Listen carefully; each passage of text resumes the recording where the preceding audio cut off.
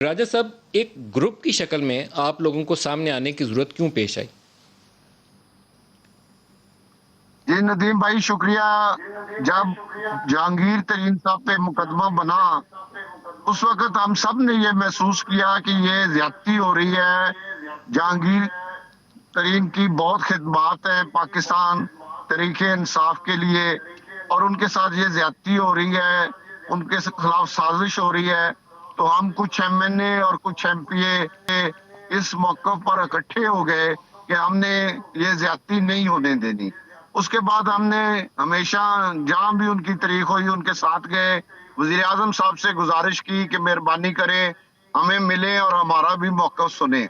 میں وزیر اعظم پاکستان کا شکریہ ادا کرتا ہوں کہ وہ ہمیں ملے بھی، انہوں نے ہماری گزارشات بھی سنی، اور علی ظفر صاحب کو انکوائری لگا دی کہ آپ مجھے صحیح انکوائری کر کے بتائیں کہ اس میں جہانگیر ترین صاحب کا چینی کے مہنگائی میں یا سٹہ بازی میں کوئی رول ہے یا نہیں.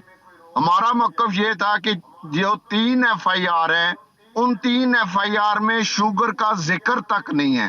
اس کے لیے میں نے الفن کہا تھا کہ ان تینوں ایف آئی آر میں شوگر کا لفظ نہیں کہیں لکھا ہوا.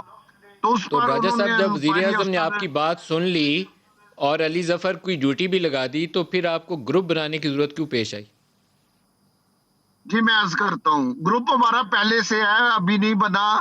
یہ تھوڑی مس انڈرسٹینڈنگ ہو رہی ہے. گروپ جب مقدمہ درج ہوا تھا اس وقت سے گروپ بن گیا. وزیر اعظم صاحب نے ہمیں ٹھیک ہے. یہ بھی کہا تھا کہ اب آپ لوگوں نے میڈیا پہ نہیں آنا، اور ہم نے تقریباً وزیر اعظم سے ملاقات کے بعد تقریباً میڈیا پہ آنا بند کر دیا تھا اور خاموشی اختیار کی ہوئی تھی کہ علی ظفر صاحب کی انکوائری ہو لے.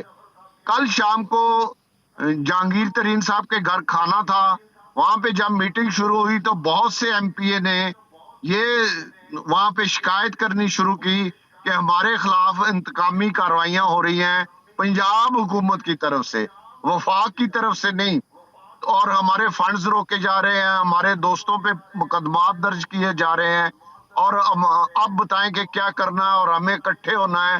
آج یہاں پہ سب سے پہلے حلف ہوگا پھر بات آگے چلے گی. بہت سے دوست جذباتی تھے تو وہاں پہ پھر حلف بھی ہوا جو سب لوگوں نے دیا جن میں بھی شامل تھا.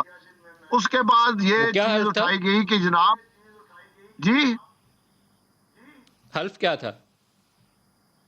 حلف یہ تھا کہ ہم نے صاحب نے اکٹھے رہنا ہے اور اکٹھے رہ کے اس گروپ کو ثابت قدم رہنا ہے.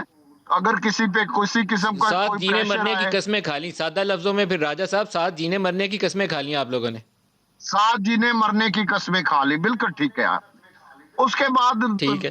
پھر یہ فیصلہ کیا گیا کہ ہم اپنا ایک پارلیمانی لیڈر مقرر کریں جو، اور اس کے ساتھ 2 وزیر نعمان لنگڑیال صاحب اور اجمل چیمہ صاحب وہ مقرر کیے کہ یہ لوگ جا کے وزیر اعلیٰ سے بات کریں کہ یہ دیکھیں ہمارے 25 ایم پی اے ہیں، اور 25 ایم پی اے یہ ہونے ذرا کے دہرا دیں باوجود نام. ہم نام دہرا دیں. انصاف.